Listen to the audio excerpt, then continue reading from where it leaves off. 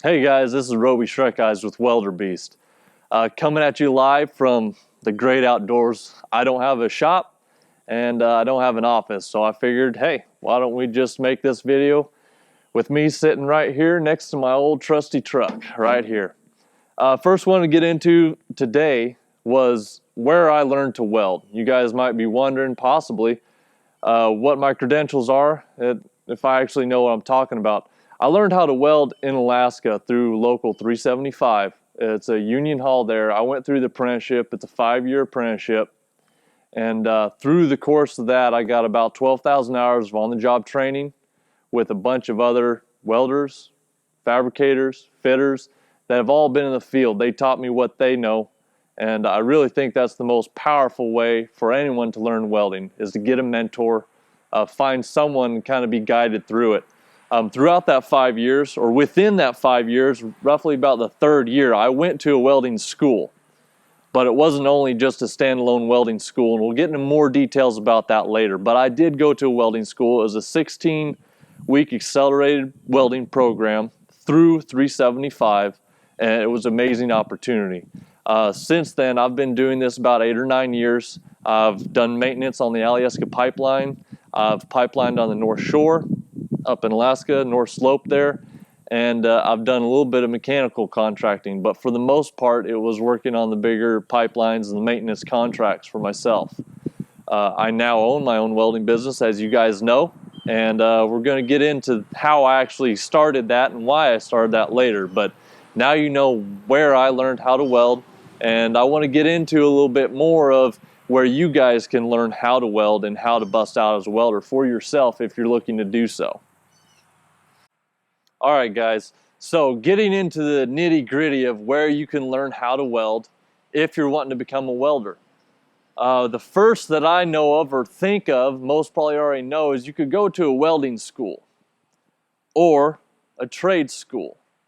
Or if you go back even farther than, after high school, there are places, if you're fortunate enough, I was not, but if you're fortunate enough, you could actually be going to a welding class or welding shop inside of your high school and start learning how to weld, just putting metal together. That's about the best ways that I know right off the top of my head that most people know, is the welding schools, the trade schools where you can get a degree and stuff like that. Most people know about that.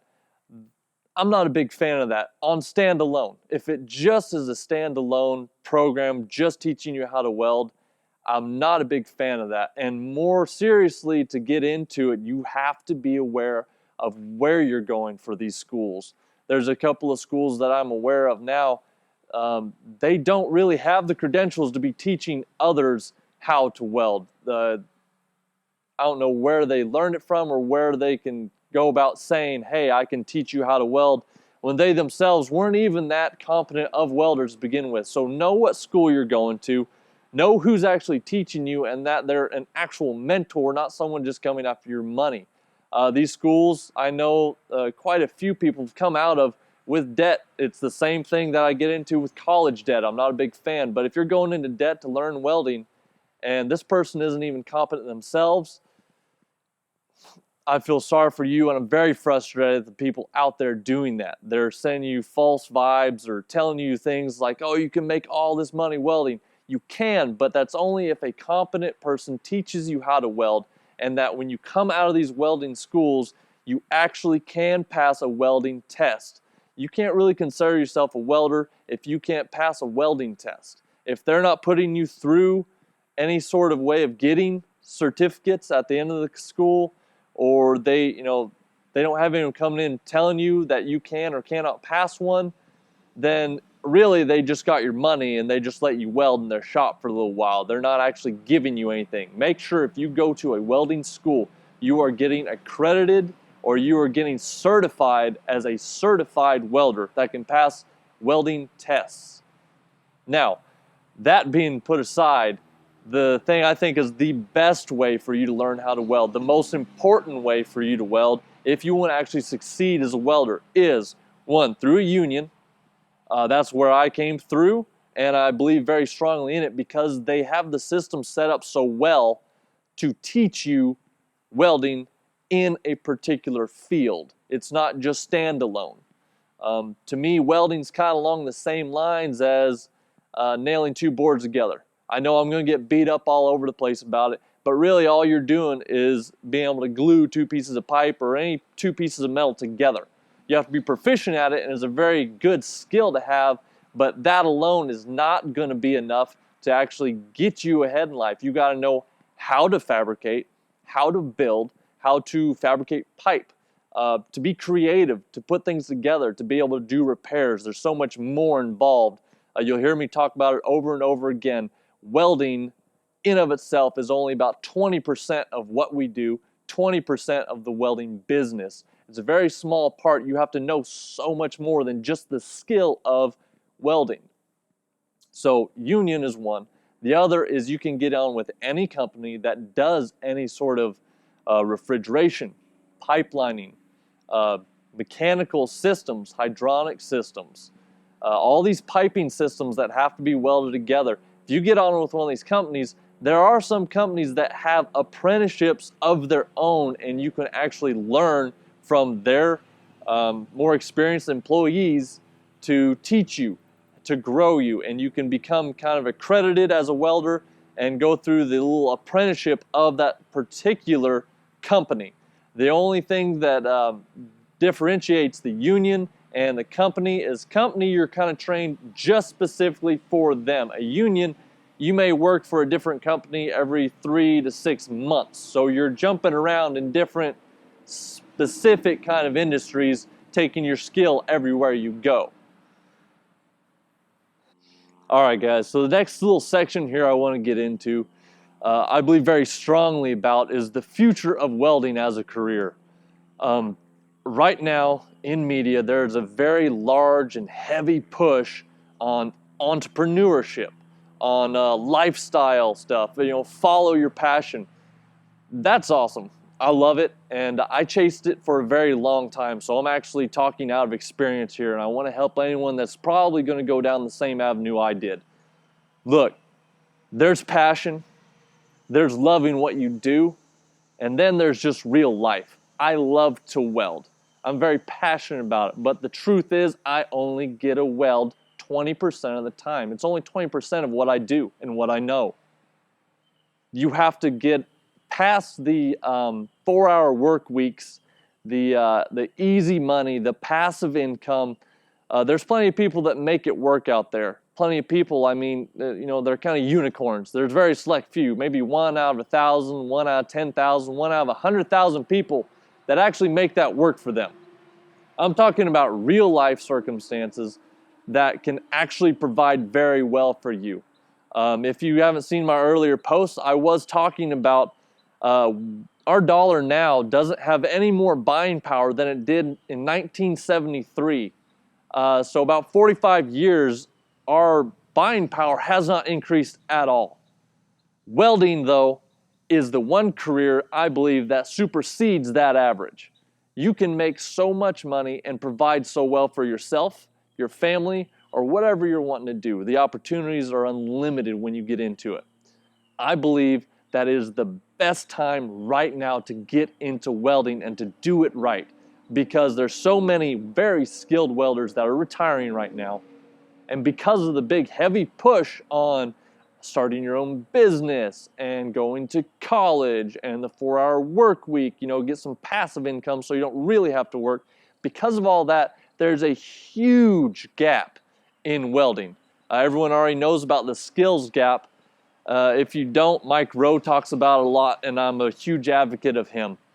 Skills gap being everyone went the wrong way, and we still need people to maintain the infrastructure of America. We still need people for maintenance, for building, for growing. All this stuff takes welding. There's actually, I forget what the statistic is, I'm pretty sure about 50% of all industries involve welding in one way, shape, or form in America. 50%. And no one's filling these jobs. No one wants to do it because they're too busy chasing the passive income and fighting tooth and nail for the easy way. Well, look, guys, this is a way you can actually make a real living, substantial income, and go home completely satisfied that you're really providing well for yourself, and you're in a career that's going to boom. The demand is high, the supply is low. That's right where you want to be.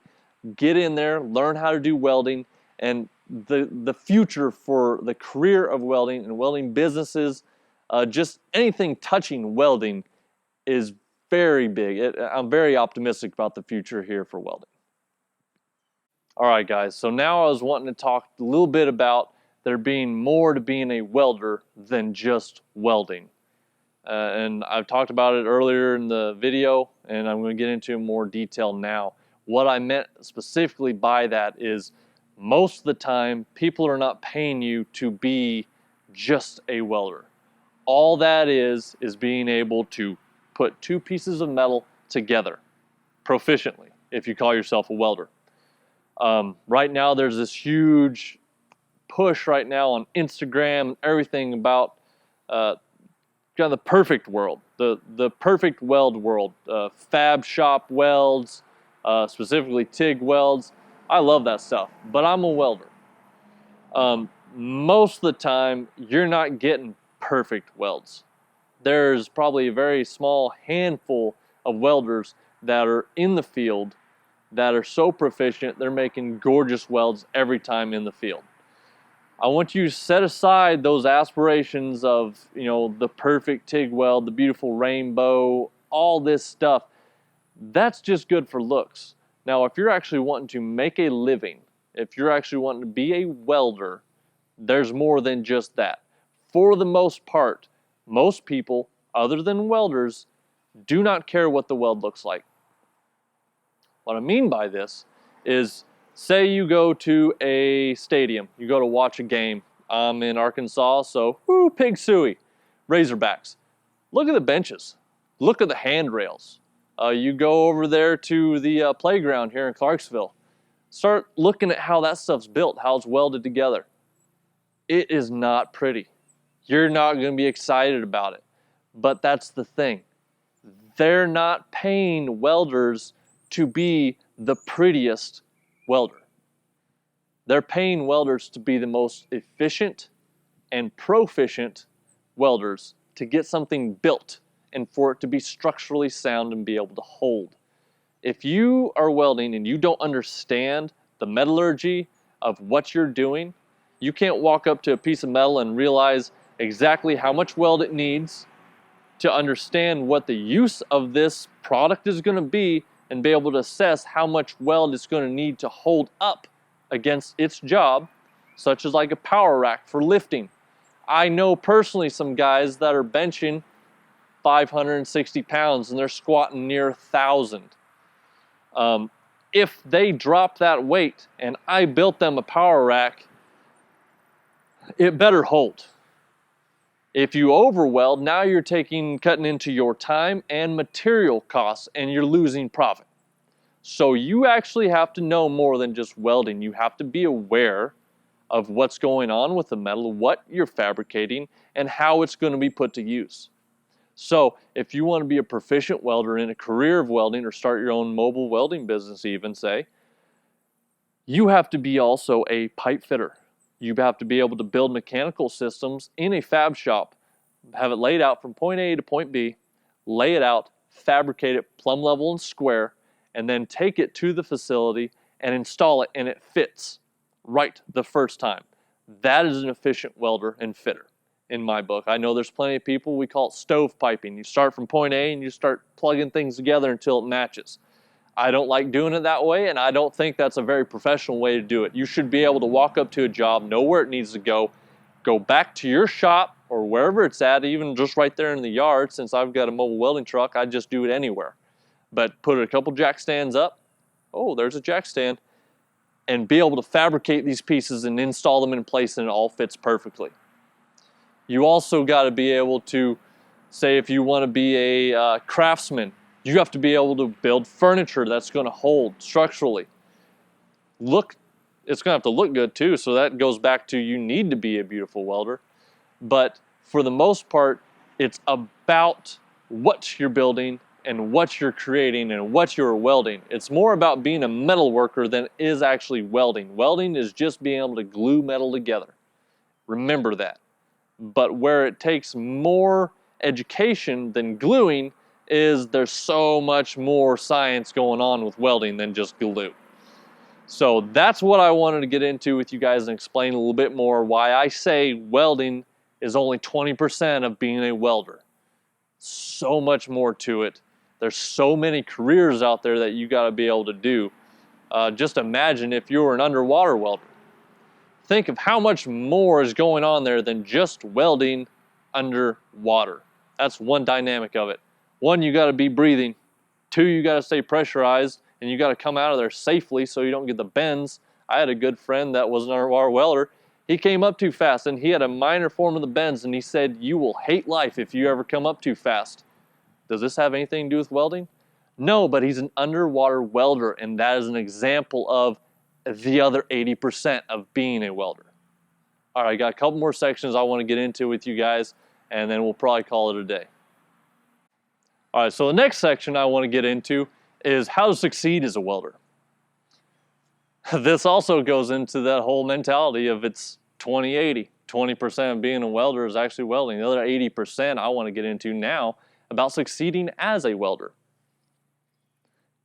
First off is your attitude. Look, guys, if you want to succeed out there, you can't just go out there, be rough and rowdy, yell at people, treat them like dirt, and they're going to be okay with it just because you're a good welder.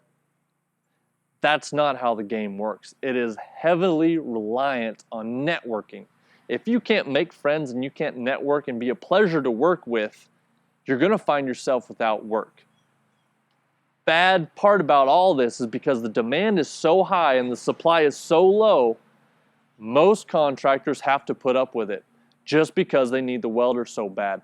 So what's funny is you're seeing things that should just be a given and should be common sense is actually an asset to have. It's an asset. The next thing about that is work ethic. That is now an asset. Used to, it was just common knowledge. When you worked, you worked. But now you could thrive. You could be one of the top hands out there if you have the best work ethic. That's a horrible place for our culture right now, but it's so true. If you want to excel, have an excellent attitude, be thankful every single day you got a job and you can actually work and show up. Next part is just work. You're there to work. An hour pay for an hour work. Don't be taking advantage of the company because it's going to come back and bite you eventually. I guarantee it. The next thing I want to get into that dovetails off of that is the networking part of it. Everyone wants something. When you're a welder, I see it with younger guys. They bust out, they're a welder. They went through welding school and they know what's going on. Then they want to find a job. They want to get someone to get them a job for welder rate. They're 19 years old and they want to get paid what these rig hands that have been doing it for 10 years are making. They want to make that $50, $60, $70 an hour just busting out. And they have no idea how the pipeline works if you want to go pipeline. If you've not been a helper and you're trying to bust out as a welder on the pipeline, you need to go somewhere else. This is not the place for you. You need to go out as a helper first, understand the dynamics of it, understand the dynamics of the field you're going into before you try busting out as a welder. You can't just go out there. You're doing everyone a disservice, specifically the people that have good attitudes and have good work ethic and lay down a good foundation for welders across the nation, and you come in there and the corporation starts looking at you and starts saying, man, if this is what a welder is, and that's why it gets a bad name. It's had a bad name for a long while because so many people have put it with a dirty, nasty, gnarly, grungy job. And that is my whole drive, is to change the dynamic of that. It is not that. It is amazing skill to have, and there are good people out there, amazing welders. I want to bring a good name back to welding and welders. So have that work ethic, network well with people, work with them. And what I mean by that is you have to have the attitude of giving first before you get. You don't just go up and get these numbers. I was just talking to another welder yesterday, really, about this very thing. He's worked for years networking. He's got some very important and powerful names in his phone book. He needs a call. He calls them, he gets a job. He needs that work, gives them a call, he's there. These are people that are movers and shakers in the industry. But then he has younger people that used to work for him, did not have work ethic, did not have a good attitude, and he did not get along with. They try calling him years down the road after he's never heard from them, and then tries getting numbers from him for jobs. Look, guys, the people that have these numbers, the ones that you know have the numbers and have the connections, have used their name to get those connections. So don't think you're going to just waltz in here and they're going to just give you these numbers, give you that leverage. Networking and relationships is leverage in this industry. So make sure you're giving first, going out as a helper, showing yourself you've got good attitude and have a good work ethic, helping that welder, and he sees that you're actually an asset, then he will help you. Give first before you ask. There's too much of this, too much asking, wanting something out of nothing. It's universal right now, worldwide really, business or anything, is people are wanting something first before they give. That's just not how it works. If you want to succeed, learn how to give first, and I guarantee you, you're going to succeed as a welder. All right, guys. This is the last thing I want to talk about. It's not so specific about welding, but it's really the workforce. I've seen it, I've experienced it myself, and I want to try curbing people away from it at all costs. There's no easy way in life. There's no way you can just waltz out there and the world's going to give you something because you deserve it. I was raised with two amazing parents, and they told me I could do and be anything I wanted to be. The caveat to that is you have to earn it and work for it. Luckily, I was also raised with an excellent work ethic. I was working, building houses, me, my brother, my dad, from the ground up since I was 14 years old, during the summertime, in between school. Work ethic is what got me to where I am now. That and my attitude, I believe, but I already talked about attitude. You can't just go out there and expect easy money, expect all the things out of life that you want, but it's just going to come to you because you're working a job. It doesn't work that way. Welding is a positive growth career. It pays excellent, and I'm not trying to grab you and swoop you in and give you false promises. I've actually had that done to me, and it's very disconcerting when you find out the realities of it. You have to pay for it to get it. I know guys that are making $5,800 a week, take home $5,800 a week pipelining, but they work for it. They're doing 10 to 12-hour days, 6, 7 days a week for weeks on end. They're away from home, and they're working hard. They have their hoods down 80 to 90% of the time. They're working for it. So you want the good money? You want that? You have to get the certifications. You have to be able to pass certifications. You have to be a proficient welder, being able to weld an X-ray weld at speeds. Every single weld on the pipeline specifically is 100% X-ray. You get 2 or 3 X-rays that bust, you're gone. That's your job. So you want the $5,800 a week, you want to be making $150,000 to $200,000 a year. There, you hear all these numbers. You have to put in the work, the effort. You have to be away from home. You have to be traveling all the time. You have to keep up with your truck. You've already heard some stories about me having my own truck. I don't pipeline myself. At this moment, I can't really do a lot of what the sacrifices take. I prefer to try being home with my family because they are what's most important. I spent my time traveling. So you have to answer the simple question is, what do you want? Do you want a thriving, prosperous career? If so, welding's the way to go. But learn all of the ins and outs of what it actually requires. It's not just walk out there and grab it. No one's going to hand it to you. No one's going to give you the numbers that you need to make the connections that you need. No one's going to just teach you the skill and teach you every little trick that they know in the book to make them the fastest and the best. You have to earn it. You have to work. You have to grind. And look, life is not perfect. That's why I love welding so much. And sadly, it's gotten a bad face on it. I guess it's a good face, but to me it's a bad face because of all this. Everyone wants to take pictures on Instagram and Facebook of the perfect weld. They don't want to talk about that weld that they had to do in a really bad situation, you know, 6 inches off the ground and about a ½ inch off the wall, and it didn't come out perfect. They don't want to take those pictures. They want to take pictures of the fab shop where it's out in the open. They get the perfect weld and it looks just beautiful. Welding's not like that. Welding is exactly like life. You're constantly learning. You're constantly having to push yourself. Each and every weld it's a new experience every time, and you're only as good as your last weld. So, if you're wanting to get into it, realize it's not perfect. It's tough. It's a struggle. But it's the challenge. That's where you can succeed, is if you push through the challenge. The gift is in the challenge. The gift is in the obstacle. If you push through that, you're going to have something that you're going to be able to live with the rest of your life, take with you wherever you go. Welding is one of those skills. Like I said, I'm extremely optimistic about the future for welding. So don't get caught up in going to college or going to the military or starting your own business if it is not you. Do a personal self-assessment and know what it is you want. If welding is the avenue you want to go down, go for it. Forget about the other options. College, military, and that other one I just talked about, I forget. But these options aren't the only options put in front of you. You can go out there as a welder and have a successful career beating the average income of America 2 or 3 times over. You can. Just put in the work.